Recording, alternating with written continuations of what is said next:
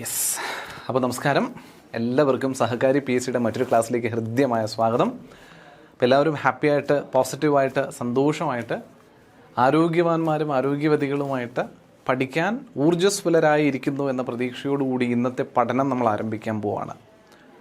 കഴിഞ്ഞ ദിവസം നമ്മൾ നോക്കിയിരുന്ന, അല്ലെങ്കിൽ കഴിഞ്ഞ ദിവസങ്ങളിലായി കുറച്ച് ക്ലാസ്സുകളിലായി നിങ്ങൾക്ക് തന്നുകൊണ്ടിരുന്ന ഇന്ത്യൻ ഭൂപ്രകൃതി അല്ലെങ്കിൽ ദ ഫിസിയോഗ്രഫി ഓഫ് ഇന്ത്യ എന്നതുമായി ബന്ധപ്പെട്ട് വരുന്ന ഒരു ഫർദർ ഡിവിഷനാണ് ഇന്ന് നമ്മൾ പഠിക്കാൻ പോകുന്നത്. കുറച്ച് കൂടി കാര്യങ്ങൾ ഇന്ന് നമ്മൾ പഠിക്കുവാണ്.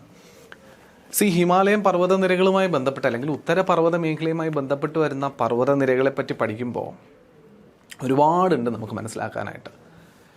റീജിയണൽ ഡിവിഷൻസും പാരലൽ റേഞ്ചസിൻ്റേതായ ഡിവിഷൻസും ഒക്കെ ആയിട്ട് ഒട്ടനവധി ക്ലാസിഫിക്കേഷൻസ് നമ്മൾ ഈ പറയുന്ന ഉത്തരപർവ്വത മേഖലയിൽ കണ്ടതാണ്, നോർത്തേൺ മൗണ്ടെയ്ൻസിൽ കണ്ടതാണ്. കഴിഞ്ഞ ദിവസം നമ്മൾ ഹിമാലയ പർവ്വതനിരയുടെ ഭാഗമായി വരുന്ന വിഭാഗങ്ങളെ പഠിച്ചു വന്നപ്പോൾ കശ്മീർ ഹിമാലയം എന്ന് പറയുന്ന ഒരു മേഖലയെ പറ്റിയിട്ടൊക്കെ ഡിസ്കഷൻ പറഞ്ഞതാണ് അല്ലേ. അപ്പോൾ റീജിയണൽ ഡിവിഷൻസ് ഓഫ് ഹിമാലയം എന്ന രീതിയിലുള്ള റീജിയണൽ ഡിവിഷൻസിനെ പറ്റിയിട്ടാണ് നമ്മൾ പഠിച്ചുകൊണ്ടിരുന്ന. ഓരോ ഡിവിഷനും ആ ഡിവിഷൻ്റേതായിട്ടുള്ള സവിശേഷതകൾ എന്തൊക്കെയാണ് എന്നുള്ളതുമാണ് കഴിഞ്ഞ ക്ലാസ്സിൽ നമ്മൾ ഡിസ്കസ് ചെയ്തത്. റീജിയണൽ ഡിവിഷൻസ് കഴിഞ്ഞ ക്ലാസ്സിൽ തുടങ്ങി വെച്ചു എന്ന് മാത്രമേ ഉള്ളൂ. കശ്മീർ ഹിമാലയം ഒക്കെയാണ് അവിടെ നോക്കിയിരുന്നത്. ഇങ്ങോട്ടേക്ക് ബാക്കി മറ്റ് ചില ഹിമാലയ പർവ്വത നിരകളെ പറ്റി കൂടി പഠിക്കേണ്ടതുണ്ട്, അല്ലെങ്കിൽ റീജിയണൽ ഡിവിഷൻസിനെ പറ്റി പഠിക്കേണ്ടത് കൂടിയുണ്ട്. അപ്പോൾ ബാക്കി അതിൻ്റെ തുടർക്കഥയായി വരുന്ന റീജിയണൽ ഡിവിഷൻസിലേക്ക് നമുക്കിന്ന് ആഴ്ന്നിറങ്ങി കുറച്ച് കൂടുതൽ ഇൻഫർമേഷൻസ് പഠിക്കാനായിട്ട് ശ്രമിക്കാം. അപ്പോൾ welcome back to the northern mountains, particularly Himalayas. കഴിഞ്ഞ ക്ലാസ്സിൽ നമ്മൾ ഈ കശ്മീർ ഹിമാലയം എന്ന് പറയുന്ന മേഖലയെ പറ്റി വളരെ വിശകലനം ചെയ്ത് പഠിച്ചപ്പോൾ കുറേ കാര്യങ്ങൾ കണ്ടതാണ്. ഹിമാലയ പർവ്വതനിര ഇന്ത്യയുടെ ഏറ്റവും വടക്കായി കാണുന്ന കശ്മീർ അല്ലെങ്കിൽ ലഡാക്ക് മേഖല മുതൽ അങ്ങ് കിഴക്ക് അരുണാചൽ പ്രദേശ് വരെ എക്സ്റ്റെൻഡ് ചെയ്ത് നിൽക്കുകയും ഇന്ത്യ, പാകിസ്ഥാൻ, ടിബറ്റ്, നേപ്പാൾ, ഭൂട്ടാൻ എന്നീ രാജ്യങ്ങളിലൂടെയൊക്കെ കടന്നുമൊക്കെ പോകുന്ന വളരെ വലിയൊരു മതിൽക്കെട്ട് പോലെ നിൽക്കുന്ന ഒരു നാച്ചുറൽ ബാരിയറായിട്ട് നിൽക്കുന്ന ഒരു പർവ്വതനിരയാണെന്ന് നമ്മൾ പറഞ്ഞതാണ്. ആ ഹിമാലയത്തിന് അതുകൊണ്ട് തന്നെ ഇത്രയും 2400ഓളം കിലോമീറ്റർ നീണ്ടു നിൽക്കുന്ന ഒരു വിസ്തൃതിയുള്ള പർവ്വതക്കെട്ടുകളായതുകൊണ്ട് തന്നെ ഇതിനെ നമുക്ക് പല ഡിവിഷൻസ് ആയിട്ട് തന്നെ പഠിക്കുന്നതായിരിക്കും അത്യുത്തമം. ബിക്കോസ് ഒരുപാട് വേരിയേഷൻസ് ഓരോ മേഖലയിലും കാണാൻ സാധിക്കും. അങ്ങനെയാണ് നമ്മൾ ആദ്യത്തെ ഡിവിഷനായ കശ്മീർ ഹിമാലയാസിനെയൊക്കെ നോക്കിപ്പോയത്. പിന്നീട് ഞാൻ പറഞ്ഞ മാതിരി കശ്മീർ ഹിമാലയം, ഹിമാചൽ ഹിമാലയം, ഉത്തരാഖണ്ഡ് ഹിമാലയം എന്നൊക്കെ പറഞ്ഞിട്ടുള്ള റീജിയണൽ സ്പെസിഫിക് ഡിവിഷൻസിന് പുറമെ സാധാരണയായി നമ്മൾ ഈ ഉത്തര പർവ്വത മേഖലയിൽ വരുന്ന അല്ലെങ്കിൽ ഹിമാലയ പർവ്വതത്തിൽ വരുമ്പോൾ പഠിക്കുന്ന പ്രധാനപ്പെട്ട 3 ഡിവിഷനുകൾ എന്ന് പറയുന്നത് 3 പാരലൽ റേഞ്ചസിനെ പറ്റിയിട്ടായിരിക്കും. ഹിമാദ്രി, ഹിമാചൽ, ശിവാലിക്സ്. ഹിമാദ്രി, ഹിമാചൽ, ശിവാലിക്സ്.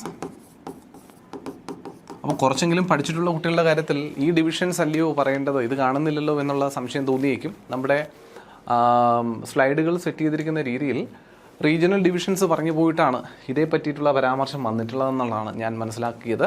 അതുകൊണ്ട് തന്നെ അതിലേക്ക് നമ്മൾ ഇനി പോകുന്നുണ്ടാവും. ആ 3 പാരലൽ റേഞ്ചസിലേക്കുള്ള ഡിവിഷൻസും പറയാണ്ട് പോവുക പറ്റില്ലല്ലോ എന്തായാലും ഹിമാലയം പറയുമ്പോൾ.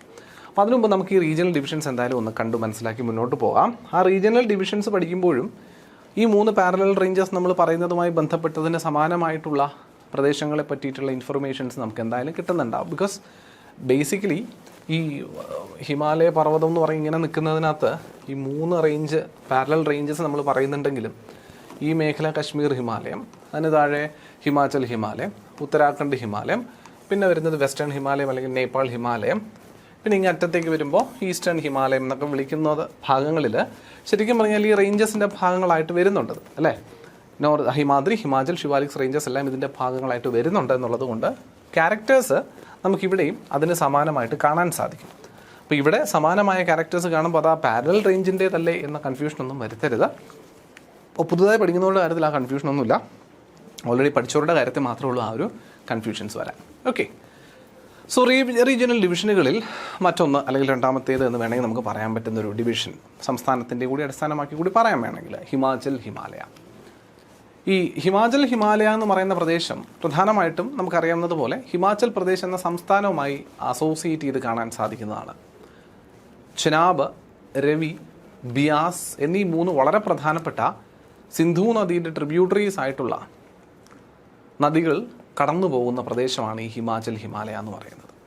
അതിൽ ഹിമാചൽ പ്രദേശിൻ്റെയൊക്കെ ഭാഗമായി വരുന്ന പട്ടണം നമ്മുടെ മണാലി, കുളു വാലി, ആ താഴ്വരകളിലൂടെ ഒഴുകി പോകുന്ന നദിയാണ് നമ്മുടെ ബിയാസ് എന്ന നദി. അതുമായി ബന്ധപ്പെട്ട് വന്നതുകൊണ്ട് പറഞ്ഞു എന്ന് മാത്രം. ദൗലധർ അല്ലെങ്കിൽ ധൗലാധർ, പീർപഞ്ചൽ, ഈ പറയുന്ന ഈ മൗണ്ടൻ റേഞ്ചസ് ഈ ഹിമാലയയുടെ പ്രധാനപ്പെട്ട ആകർഷണങ്ങളായിട്ട് പറയാൻ പറ്റും, അല്ലെങ്കിൽ പ്രധാനപ്പെട്ട ഒരു മൗണ്ടൻ റേഞ്ചസ് ഈ മേഖലയിൽ വരുന്നതായിട്ട് പറയാൻ പറ്റും. ഒരുപാട് തവണ PSC ചോദിച്ചിരിക്കുന്ന ചോദ്യമാണ് ഈ പീർപഞ്ചൽ റേഞ്ചസ് അടങ്ങുന്നത് ഏത് ഹിമാലയത്തിൻ്റെ ഭാഗമായിട്ടാണെന്ന്. പീർപഞ്ചൽ എന്താ പറയുക, പർവ്വതനിരകൾ അടങ്ങുന്ന ഹിമാലയത്തിൻ്റെ ഭാഗമായിട്ടുണ്ട് എന്ന് പറയാം. Several fresh water lakes like Chandratal, Suraj Tal are found in these mountain ranges. ചന്ദ്രതളും സൂരജ് തളും ഒക്കെ പോലുള്ള ഫ്രഷ് വാട്ടർ തടാകങ്ങളെയും കാണാൻ സാധിക്കുന്ന പ്രദേശമാണ് നമ്മുടെ ഈ ഹിമാലയ എന്ന് പറയുന്നത്. The Baralachala Pass that connects Himachal Pradesh with Ladakh and Rohtang Pass that connects Kulu Valley with the Lahul and Spiti valleys are the important passes in the Himalayas. ഹിമാലയത്തിൽ ഹിമാചൽ പ്രദേശുമായിട്ട് ബന്ധപ്പെട്ട് വരുന്ന റോക്താങ് പാസ് സ്വാഭാവികമായിട്ടും കുളു താഴ്വരയെ ലഹുൽ, സ്പിറ്റി വാലികളുമായിട്ട് കണക്ട് ചെയ്യുന്നൊരു പർവ്വത ചുരമായി പരിഗണിക്കാം. ആരാണ്? Rohtang pass. വളരെ ഇമ്പോർട്ടൻ്റ് ആണ്. റോക്താങ് പാസ് അപ്പോൾ ഏത് സംസ്ഥാനത്താണ് വരുന്നതെന്ന് ചോദിച്ചാൽ പറയാൻ പറ്റുമല്ലോ, ഹിമാചൽ പ്രദേശ്. ഹിമാലയത്തിൻ്റെ ഭാഗമായിട്ട് വരുന്ന 2 ചുരങ്ങളാണ് പ്രധാനപ്പെട്ടതിൽ. ഒന്ന് റോക്താങ് ചുരവും, 2 ബാരാലച്ചാല പാസും.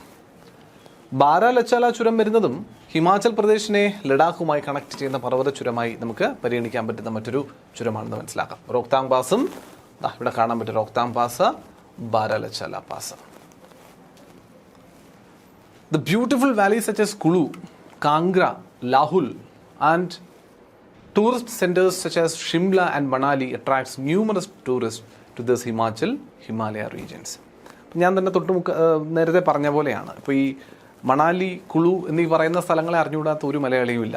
മലയാളികൾ ഇങ്ങ് നോർത്തേൺ മോസ്റ്റ് സംസ്ഥാനങ്ങളിൽ ഒന്നായി ഹിമാചൽ പ്രദേശിൽ വരുന്ന ഒരു പ്രധാനപ്പെട്ട പട്ടണമായ ഈ കുളു, മണാലി പോലുള്ള പ്രദേശങ്ങളെ പറ്റിയിട്ട് പട്ടണമെന്നൊന്നും പറഞ്ഞുകൂടാ, ഒരു ചെറിയ പ്രദേശമാണ് കുളു, മണാലിയൊക്കെ. ആ പ്രദേശങ്ങളെ പറ്റി ഇങ്ങ് താഴെ നിൽക്കുന്ന കേരളത്തിലുള്ളവർക്ക് പോലും അറിയാം. അത്ര കണ്ട് ടൂറിസത്തിൻ്റെ കാര്യത്തിൽ പേര് കേട്ട അതിമനോഹരമായിട്ടുള്ള അതിവിശാലമായിട്ടുള്ള ഒരു ഭൂപ്രകൃതി കാണിച്ചിരുന്ന ഒരു സ്ഥലമാണ് കേട്ടോ ഈ കുളു, മണാലിയൊക്കെ. അതുപോലെ തന്നെയാണ് നിങ്ങൾ അധികം കേട്ടിട്ടില്ല എങ്കിലും കാംഗ്ര വാലീസും ലാഹുൽ വാലീസും ഒക്കെ ഈ ഭാഗത്ത് തന്നെയാണ്. നമ്മുടെ ഹിമാലയമായിട്ട് ബന്ധപ്പെട്ട് തന്നെയാണ് കാണാൻ സാധിക്കുക എന്നുള്ളതാണ് പറയുന്നത്. 3 ഉത്തരാഖണ്ഡ് ഹിമാലയ.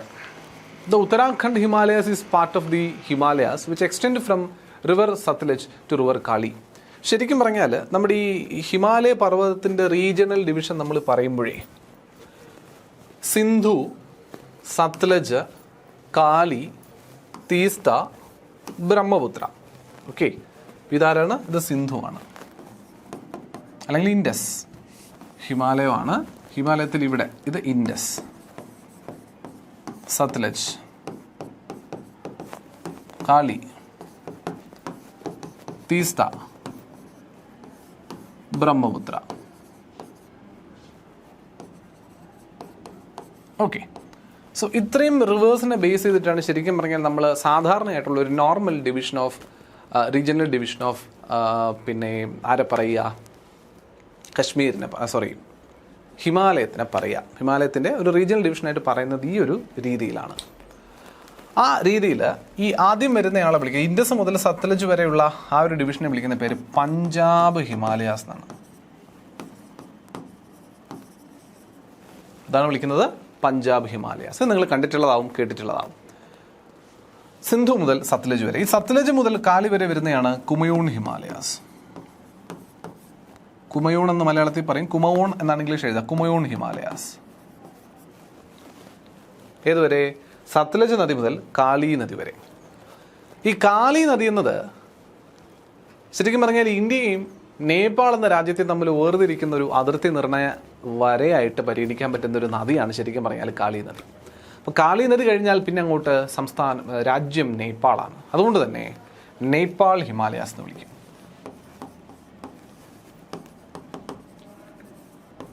ഇത് വിളിക്കും നേപ്പാൾ ഹിമാലയാസ് എന്ന് വിളിക്കാം. അത് കഴിഞ്ഞാൽ തീസ്ത മുതൽ ബ്രഹ്മപുത്ര വരെ വരുന്ന പ്രദേശം നോർത്ത് ഈസ്റ്റേൺ സംസ്ഥാനങ്ങളുടെ ഭാഗമായിട്ട് വരും. നോർത്ത് ഈസ്റ്റേൺ സംസ്ഥാനങ്ങളിൽ പ്രധാനിയായ സംസ്ഥാനങ്ങളിൽ ഒന്നാണ് അസം. അതുകൊണ്ട് ഈ എൻഡ് പോർഷനെ നമ്മൾ വിളിക്കുന്ന പേര് അസാം ഹിമാലയാസ്. ഓക്കെ, ഇതല്ലാണ്ട് ഒരു റീജിയണൽ ഡിവിഷൻ പറയണമെന്നുണ്ടെങ്കിൽ എനിക്ക് വെസ്റ്റ് മുതൽ ഈസ്റ്റ് വരെ ഇങ്ങനെയാണ് പറയാൻ പറ്റുക. Western Himalayas, central Himalayas, eastern Himalayas. കിട്ടുന്നുണ്ടോ?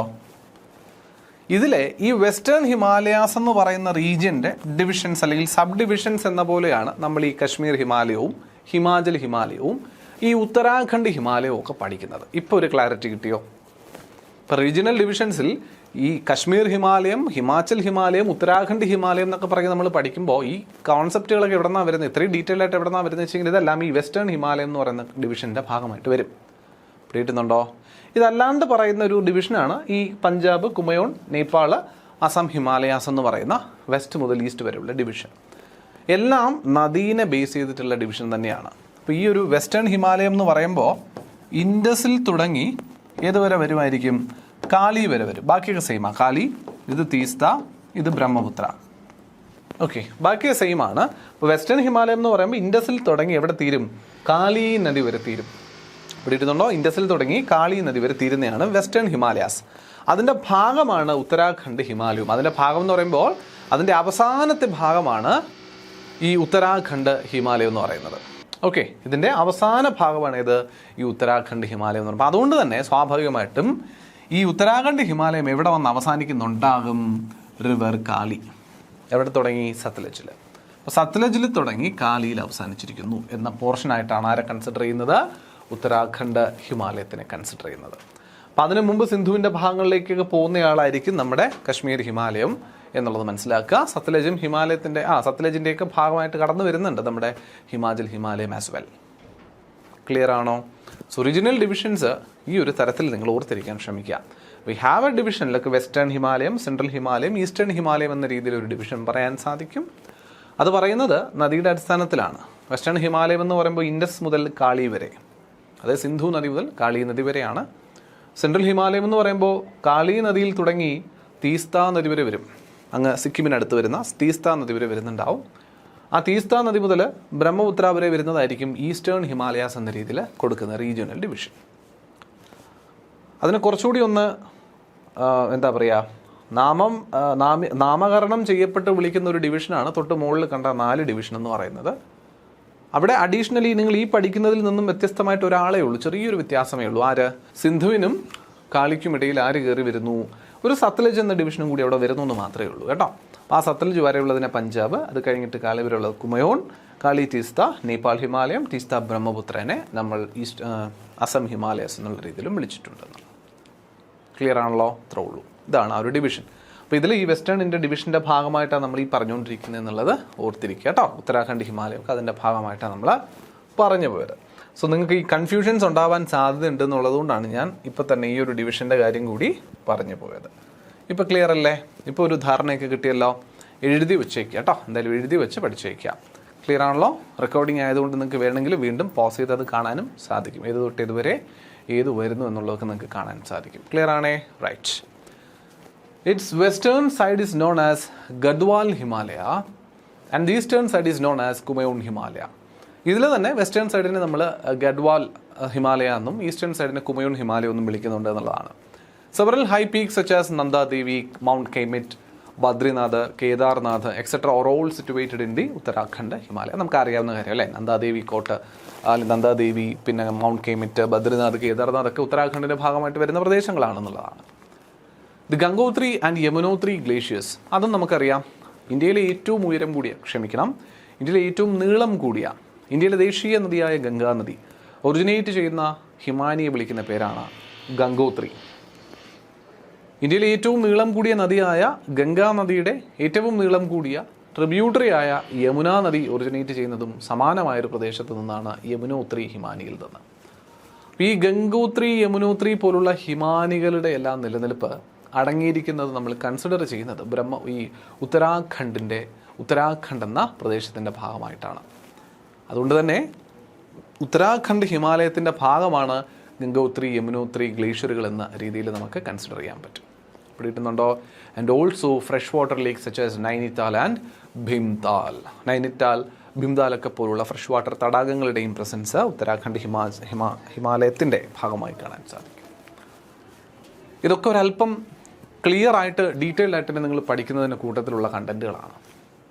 ഭീംതാൽ എന്ന തടാകം സിറ്റുവേറ്റ് ചെയ്യുന്നത് ഏത് ഹിമാലയ നിരകളുടെ ഭാഗമായിട്ടാണ്, ഏത് ഹിമാലയത്തിൻ്റെ ഭാഗമായിട്ടാണ്, ഏത് പ്രദേശത്തിൻ്റെ ഭാഗമായിട്ടാണ്, ഇനി ഏത് സംസ്ഥാനത്തിൻ്റെ ഭാഗമായിട്ടാണെന്ന് ചോദിച്ചാൽ ഉത്തരാഖണ്ഡ് പറയാൻ സാധിക്കും. നൈനിറ്റാൾ, ഗംഗ, യമുന നദികളുടെ ഉത്ഭവം എവിടെ നിന്നാണ് ചോദിച്ചാലൊക്കെ നമുക്ക് പറയാൻ സാധിക്കുന്നതാണ് ഈ ഒരു ഗ്ലേഷ്യറിൻ്റെ പ്രത്യേകത, അല്ലെങ്കിൽ ഈ ഒരു സംസ്ഥാനം അല്ലെങ്കിൽ ഈ ഒരു പ്രദേശത്തിൻ്റെ പ്രത്യേകത എന്ന് പറയുന്നത്. ഉത്തരാഖണ്ഡ് ഹിമാലയത്തിൻ്റെ ഭാഗം, ഉത്തരാഖണ്ഡ് എന്ന സംസ്ഥാനത്തിൻ്റെ ഭാഗം. The flat valleys seen in between the lesser Himalayas and the Shivalik are called duns.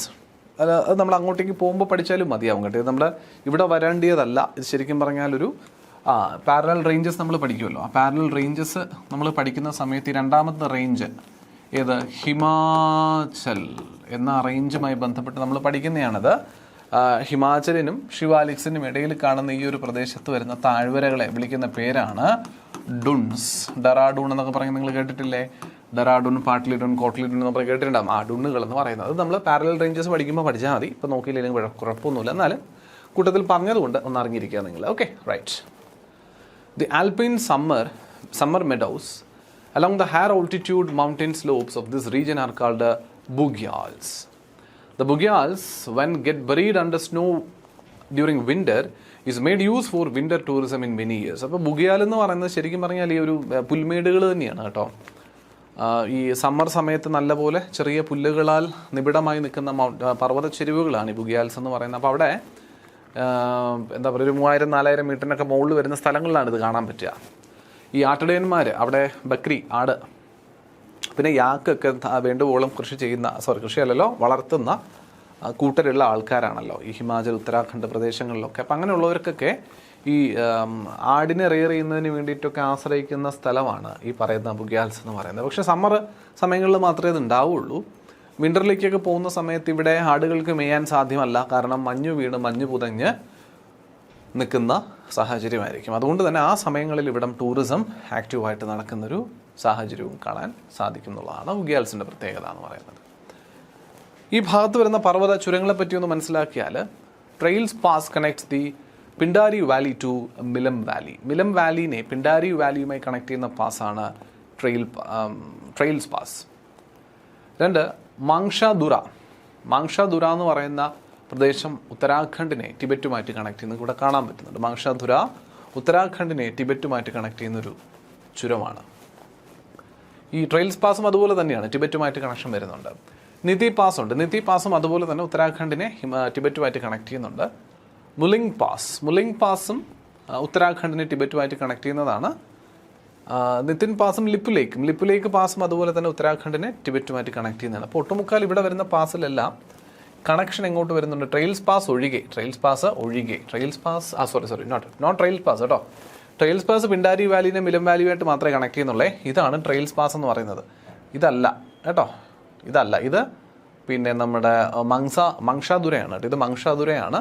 ഇതാണ് നമ്മുടെ ട്രെയിൽസ് പാസ് ഉത്തരാഖണ്ഡിനുള്ളിലാണ്. അപ്പോൾ വേണമെങ്കിൽ ഇതിനകത്തുനിന്ന് ഇങ്ങനെ ഒരു ചോദ്യം വരാൻ സാധ്യതയുണ്ട്. പെട്ടെന്ന് ഈ ഉത്തരാഖണ്ഡുമായിട്ട് ബന്ധപ്പെട്ട് വരുന്ന പർവ്വത ചുരങ്ങളിൽ ഉത്തരാഖണ്ഡിനുള്ളിലുള്ള 2 പ്രദേശത്തെ കണക്ട് ചെയ്യുന്ന ചുരം ഏതെന്ന് ചോദിച്ചാൽ അത് ട്രെയിൽസ് പാസ്സാണ്. കാരണം ബാക്കി എല്ലാ ചുരങ്ങളും ഉത്തരാഖണ്ഡിനെ ടിബറ്റുമായിട്ട് കണക്ട് ചെയ്ത് നിർത്തിയിരിക്കുന്ന ചുരങ്ങളാണെന്ന് കാണാൻ സാധിക്കും. ഇതിൽ ഏറ്റവും ഫേമസ് ചുരമെന്ന് പറയുന്നത് ലിപ്പുലേക്കാണ്. ഏതാണ്? ലിപ്പുലേക്ക് ചുരമാണ് ഇതിൽ ഏറ്റവും ഫേമസ്. ശരിയല്ലേ? അതായത് except trails pass the rest of the passes connects Uttarakhand and the Tibet, China അല്ലെങ്കിൽ ടിബറ്റുമായിട്ട് കണക്ട് ചെയ്യുന്നു. ടിബറ്റ് എന്നല്ല എന്നുണ്ടെങ്കിൽ ഓപ്ഷനിൽ ചിലപ്പോൾ ചൈന എന്നായിരിക്കും. Doesn't matter. ടിബറ്റിനെ ചൈന അനക്സ് ചെയ്തിരിക്കുന്ന വിവരം നിങ്ങൾക്ക് എല്ലാവർക്കും അറിയാം എന്നുള്ളത് കൊണ്ട് ടിബറ്റ് എന്നോ ചൈനയെന്നോ കണ്ടാൽ രണ്ടും ഒന്നായി തന്നെ പരിഗണിച്ചാൽ മതിയാവും. ക്ലിയർ ആണേ? റൈറ്റ്. അപ്പോൾ ശ്രദ്ധിക്കേണ്ട കാര്യം അതാണ്. ഇതിൽ ലിപ്പുലേക്കാണ് ഏറ്റവും ഇമ്പോർട്ടൻറ്റും ഒരുപാട് തവണ PSCയിൽ ചോദിച്ചിരിക്കുന്നത് ലിപ്പുലേക്ക് ചുരമാണ്. പഠിക്കാൻ എളുപ്പമുണ്ട്. ലിപ്പുലേക്ക് ഉത്തരാഖണ്ഡിലാണെന്നുള്ളത് പഠിക്കാൻ. ലിപ്പ് കൊണ്ടാണ് ഉത്തരം പറയുന്നത് എന്നാലോചിച്ചു. അപ്പോൾ ലിപ്പുലേക്ക് എന്നുള്ള രീതിയിൽ കണക്ട് ചെയ്യാനായിട്ട് പറ്റും. ലിപ്പ് ലേക്ക് ഉത്തരാഖണ്ഡുമായിട്ട് കണക്ട് ചെയ്യാനായിട്ടൊരു കണക്ഷനുള്ള ഒരു പ്രയോഗം അങ്ങനെയുണ്ട് എന്നുള്ളതാണ്. സോ ബാക്കി മങ്ഷ പാസ്, ബുലിംഗ് പാസ്, നിതി പാസ്, ലിപ്ലേക്ക് എന്നീ 4 പാസുകളും പിന്നെ ഒരാളും കൂടി ഉണ്ടല്ലോ, മങ്ഷാദുരൈ, എല്ലാം എങ്ങോട്ടേക്കാണ് പോകുന്നത്? ഉത്തരാഖണ്ഡിനെ ടിബറ്റുമായിട്ട് കണക്ട് ചെയ്യാൻ പോകുന്ന പർവ്വത ചുരങ്ങളായിട്ട് പരിഗണിക്കേണ്ടവയാണ്. ക്ലിയർ അല്ലേ? ട്രെയിൽസ് പാസ് മാത്രം ഉത്തരാഖണ്ഡിനുള്ളിൽ നിൽക്കുന്നു. The region is also known to have 5 famous river confluences known as പ്രയാഗ്സ്. നിങ്ങൾ കേട്ടിട്ടുണ്ടാവും, പഞ്ചപ്രയാഗ് എന്ന് നിങ്ങൾ കേട്ടിട്ടുണ്ടാവും. പ്രയാഗ് എന്നല്ല, കുറച്ചുകൂടി ക്ലിയർ ആയിട്ട് പറഞ്ഞാൽ പഞ്ചപ്രയാഗ് എന്ന് നിങ്ങൾ കേട്ടിട്ടുണ്ടാവുമായിരിക്കും. അതായത് ഇപ്പം ഗംഗാ നദിയുടെ ഒറിജിൻ്റെ കാര്യം നമ്മൾ പറഞ്ഞല്ലോ. ഇപ്പം ഭഗീരഥി, അളകനന്ദ എന്ന് പറയുന്ന 2 നദികൾ തമ്മിൽ ജോയിൻ ചെയ്തിട്ട് ഒഴുകുമ്പോഴാണ് നമ്മൾ ഗംഗ എന്ന് വിളിക്കാതെ. അതിനു മുമ്പ് ഭഗീരഥി, അളകനന്ദ എന്ന 2 വെവ്വേറെ നദികളായിട്ടാണ് പരിഗണിച്ചിരിക്കുന്നത്. അപ്പോൾ ഇവിടെ ഈ ഭഗീരഥി, അളകനന്ദയൊക്കെ കൂടിച്ചേരുന്ന ഭാഗം അതിനൊരു പ്രയാഗ് എന്ന് വിളിക്കും. ഇതുപോലെ 5 നദികൾ, 5 വ്യത്യസ്തമായിട്ടുള്ള നദീ കൺഫ്ലുവൻസസിനെ രേഖപ്പെടുത്തിയിരിക്കുന്ന പേരുകളാണ് ഈ പ്രദേശത്തെ പ്രയാഗുകൾ അല്ലെങ്കിൽ പഞ്ചപ്രയാഗ് എന്ന് വിളിക്കുന്നത്. കിട്ടുന്നുണ്ടോ? ആ പഞ്ചപ്രയാഗുകളെ നമുക്കൊന്ന് നോക്കാൻ സാധിക്കും. ഇവിടെ വിഷ്ണുപ്രയാഗ്, നന്ദപ്രയാഗ്, കർണപ്രയാഗ്, രുദ്രപ്രയാഗ്, ദേവപ്രയാഗ്. ഓക്കെ, 1, 2, 3, 4, 5 പ്രയാഗുകൾ കാണാൻ സാധിക്കും. ബദ്രീനാഥ്, കേദാർനാഥ്, ഗംഗോത്രി, യമുനോത്രി എന്നീ പ്രദേശങ്ങളിൽ നിന്നും ഒറിജിനേറ്റ് ചെയ്ത് വരുന്ന നദികളിൽ ബദ്രീനാഥ് നിന്ന് ഒറിജിനേറ്റ് ചെയ്ത് വരുന്ന അളകനന്ദ അല്ലേ, ആ അളകനന്ദ എന്ന നദി ഗംഗോത്രിയിൽ നിന്ന് ഒറിജിനേറ്റ് ചെയ്ത് വരുന്ന ഭഗീരഥിയുമായി കണക്ട് ചെയ്യുന്ന സ്ഥലത്തെ വിളിക്കുന്ന പേരാണ് ദേവപ്രയാഗ്. ഫ്രം ദേവപ്രയാഗ് നദിയുടെ പേര് ഗംഗ. അതുപോലെ വരുന്ന മറ്റൊരു പ്രയാഗാണ് മന്ദാകിനി റിവറും നമ്മുടെ അളകനന്ദയും തമ്മിൽ കൂടിച്ചേരുന്ന പോയിന്റ് രുദ്രപ്രയാഗ് എന്ന് വിളിക്കും. അതിന് മുമ്പാണ് രുദ്രപ്രയാഗ്. നമ്മുടെ പിണ്ടാർ ഗംഗയും അളകനന്ദയും തമ്മിൽ കൂടിച്ചേരുന്ന പോയിന്റ്, അതിന് തൊട്ട് മുന്നുള്ള പ്രയാഗ് കർണപ്രയാഗ്. നന്ദാകിനി എന്ന നദിയും, നന്ദാകിനി എന്ന നദിയും അളകനന്ദയും കൂടിച്ചേരുന്ന പോയിന്റ്, അതിന് മുന്നത്തെ പ്രയാഗ് നന്ദ് പ്രയാഗ്. ഏറ്റവും ആദ്യം അളകനന്ദ എന്ന നദിയുമായി കൂടിച്ചേരുന്ന ധൗലി ഗംഗ, പോയിന്റ് വിഷ്ണുപ്രയാഗ്, പേര് വിഷ്ണുപ്രയാഗ്. അങ്ങനെ വിഷ്ണുപ്രയാഗ്, നന്ദപ്രയാഗ്, കർണപ്രയാഗ്, രുദ്രപ്രയാഗ് ആൻഡ് ദേവപ്രയാഗ് എന്ന് പറയുന്ന 5 നദി കൺഫ്ലുവൻസുകൾ അടങ്ങുന്ന പ്രദേശമാണ് ഈ ഉത്തരാഖണ്ഡ് ഹിമാലയം എന്ന് പറയുന്ന റീജിയൻ. മനസ്സിലാവുന്നുണ്ടോ? റൈറ്റ്. അപ്പോൾ ഈ പ്രയാഗുകൾ അറിഞ്ഞിരിക്കണം. ഇത് പ്രത്യേകിച്ച് നമ്മുടെ ഗംഗ എന്ന നദിയുമായി ബന്ധപ്പെട്ട് പഠിക്കുമ്പോൾ, റിവർ സിസ്റ്റം പഠിച്ചാലും കുഴപ്പമില്ല, ഹിമാലയ പർവ്വതവുമായി ബന്ധപ്പെട്ട് പറഞ്ഞാലും കുഴപ്പമില്ല. പക്ഷേ നിങ്ങൾ എന്നിരുന്നാലും അറിഞ്ഞിരുന്നാലും മതി. ചോദ്യം എവിടെ നിന്ന് വന്നാലും ഉത്തരം എഴുതേണ്ടത് നിങ്ങൾ തന്നെയാണല്ലോ. അതുകൊണ്ട് അറിഞ്ഞിരിക്കുക. ക്ലിയർ ആണല്ലോ മക്കളെ? പ്രയാഗുകൾ ഓർത്തിരിക്കുക. ഇത്രയുമാണ് നമ്മുടെ വെസ്റ്റേൺ ഹിമാലയാസിൻ്റെ ഭാഗമായിട്ട് അറിഞ്ഞിരിക്കേണ്ട മേഖലകൾ എന്നുള്ളത് നമ്മൾ വാസ്തവമാണെന്ന് പറഞ്ഞു. കശ്മീർ മുതൽ ഉത്തരാഖണ്ഡ് വരെ, കശ്മീർ, ഹിമാചൽ, ഉത്തരാഖണ്ഡ് എന്ന് പറയുന്നത് വരെയുള്ള മേഖലയാണ് നമ്മൾ ഇതിൽ പറഞ്ഞത് വെസ്റ്റേൺ ഹിമാലയാസിൻ്റെ ഭാഗമായിട്ട് പറഞ്ഞിട്ടുണ്ടായിരുന്നത്. ഇനി നമുക്ക് നോക്കേണ്ടിയ പോർഷൻ എന്ന് പറയുന്നത് സെൻട്രൽ ഹിമാലയാസ് ആണ്. സെൻട്രൽ ഹിമാലയാസ് എന്ന് പറയുമ്പോൾ പർട്ടിക്കുലർലി കാളി നദി മുതൽ തീസ്ത വരുന്ന ആ ഒരു നേപ്പാൾ ഹിമാലയാസ് എന്നൊക്കെ വിളിക്കാൻ പറ്റുന്ന റീജിയനാണ് ശരിക്കും പറഞ്ഞാൽ എന്തായിട്ട് പരിഗണിച്ചിരിക്കുന്നത്? സെൻട്രൽ ഹിമാലയാസ് എന്ന രീതിയിൽ നമ്മൾ പരിഗണിച്ചിരിക്കുന്നത്. It is also known as the Nepal Himalaya since the majority of the region falls in Nepal. ശരിയാണ്. ഇത് തീസ്ത നദി വരെയുള്ളതല്ലേ? തീസ്ത നദിയിൽ നിന്ന് സിക്കിമിൻ്റെ ആ ഭാഗത്തോട് ഒഴുകി വരുവാണ്. അപ്പോൾ തീസ്ത നദി വരെയുള്ള, എന്നാൽ കാളി നദി മുതലാണ് തുടങ്ങുന്നത് തന്നെ. അപ്പോൾ കാളി നദി തുടങ്ങുന്ന ഭാഗം തൊട്ടാണ് നേപ്പാൾ എന്ന് നമ്മൾ ഓൾറെഡി പറഞ്ഞു. സോ ഈ ഒരു ഹിമാലയ പർവ്വത മേഖല നേപ്പാളിൻ്റെ ഭാഗമായിട്ട് വരുന്നത് കൊണ്ട് ഇവനെ നേപ്പാൾ ഹിമാലയാസ് എന്നും വിളിക്കാൻ സാധിക്കും. ഇപ്പോൾ സെൻട്രൽ ഹിമാലയാസ് എന്ന് പറഞ്ഞാൽ എസെൻഷ്യലി എന്ത് തന്നെയാണ്? നേപ്പാൾ ഹിമാലയാസ് തന്നെയാണ് എന്ന രീതിയിൽ നമുക്ക് പറയാൻ പറ്റും. Only the western Sikkim and Darjeeling region of the central Himalayas are in India. Central ഹിമാലയസിൽ ആകെ വരുന്ന ഇന്ത്യയുടെ ഭാഗം എന്ന് പറയുമ്പോൾ സിക്കിമിൻ്റെ വെസ്റ്റേൺ പോർഷൻസ്, വെസ്റ്റേൺ സിക്കിമും ഡാർജിലിംഗും മാത്രമേ ഉള്ളൂ. ബാക്കിയെല്ലാം നേപ്പാളിൻ്റേതായ രീതിയിലാണ് ഈ ഒരു സെൻട്രൽ ഹിമാലയൻ റീജിയനിൽ. അപ്പോൾ ചോദ്യത്തിൽ സെൻട്രൽ ഹിമാലയൻ റീജിയനിൽ ഇന്ത്യയുടെ ഭാഗം ഒന്നും ഉൾപ്പെടുന്നില്ല എന്ന് ചോദിച്ചു കഴിഞ്ഞാൽ അത് ഉൾപ്പെടുന്നുണ്ട്. നമ്മുടെ വെസ്റ്റേൺ സിക്കിം എന്ന് പറയുന്നത് സെൻട്രൽ ഹിമാലയത്തിൻ്റെ ഭാഗമായിട്ട് നമുക്ക് പറയാൻ സാധിക്കും. സോ വി ഡു ഹാവ്, അതുകൊണ്ടാണ് നമ്മൾ ഇതിനകത്ത് ഹിമാലയൻ ഡിവിഷൻസിൽ സെൻട്രൽ ഹിമാലയസിനെ ഡീറ്റെയിൽ ആയിട്ട് പഠിക്കുകയൊക്കെ ചെയ്യുകയും കൂടി ചെയ്യുന്നത്. The world's highest peak, the mount Everest അല്ലേ, ലോകത്തിലെ ഏറ്റവും ഉയരം കൂടിയ കൊടുമുടിയായ മൗണ്ട് എവറസ്റ്റ്, അത് സിറ്റുവേറ്റ് ചെയ്തിരിക്കുന്നത് ഈ സെൻട്രൽ ഹിമാലയാസിൻ്റെ ഭാഗമായി ആണെന്ന് പറയാൻ പറ്റും. അതുപോലെ സിക്കിമിൽ കാണുന്ന മൗണ്ട് കാഞ്ചൻജംഗ, അതുപോലെ ഈ ഇന്ത്യ ചൈന ബോർഡറിൽ സിറ്റുവേറ്റ് ചെയ്തിരിക്കുന്ന നാതുല പാസ്, സിക്കിമിൻ്റെ ഭാഗമായി കാണാൻ പറ്റുന്ന നാതുല പാസ്, ഇതെല്ലാം അടങ്ങുന്നത് ഈ നേപ്പാൾ ഹിമാലയാസിൻ്റെ ഭാഗമാണ്, അല്ലെങ്കിൽ സെൻട്രൽ ഹിമാലയാസിൻ്റെ ഭാഗമാണെന്ന് പറയാം. മൗണ്ട് എവറസ്റ്റ് നേപ്പാൾ എന്ന രാജ്യത്ത് തന്നെയാണ്.